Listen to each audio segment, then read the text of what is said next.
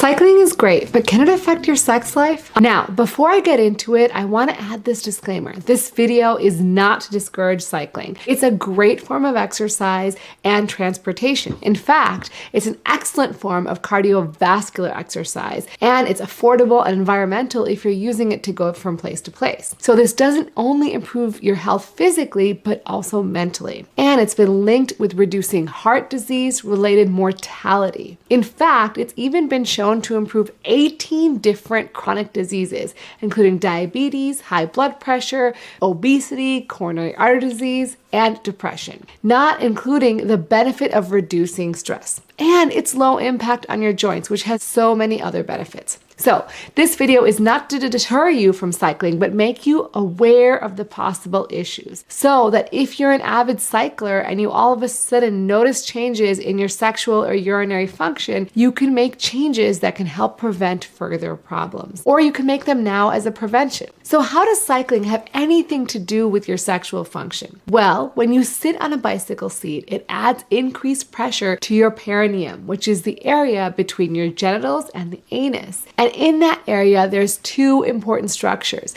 the pudendal nerve and the pudendal artery. Now, the pudendal nerve is responsible for sensation to that area between your legs and the genitals. The pudendal artery carries blood to multiple areas in the perineum, including the bulbourethral, dorsal, and cavernous arteries, which are all important for sexual function. And the severity of the symptoms that you get because of these problems, like erectile dysfunction or numbness, can vary depending on how long these structures have been compressed and how long that blood flow has been reduced. The good news is that these symptoms are most often temporary and improve with time. Now let's talk about the differences between men and women based on the data. So for men, we know that cycling can affect sexual function in a few ways. Prolonged and intense cycling can lead to pressure. Now in studies, they've reported that erectile dysfunction can occur in up to 24% of men and numbness in up to 61% of men. Now, these studies looked at men who cycled of different variety of amounts. Specifically, some looked at those who cycled greater than 3 hours a week or greater than 400 kilometers a week. They noticed that cyclists were more likely to develop a urethral stricture or narrowing of the urethra, as well as genital numbness. So this is another way potentially, if you're doing significant, consistent, prolonged exercise, you might notice a decrease in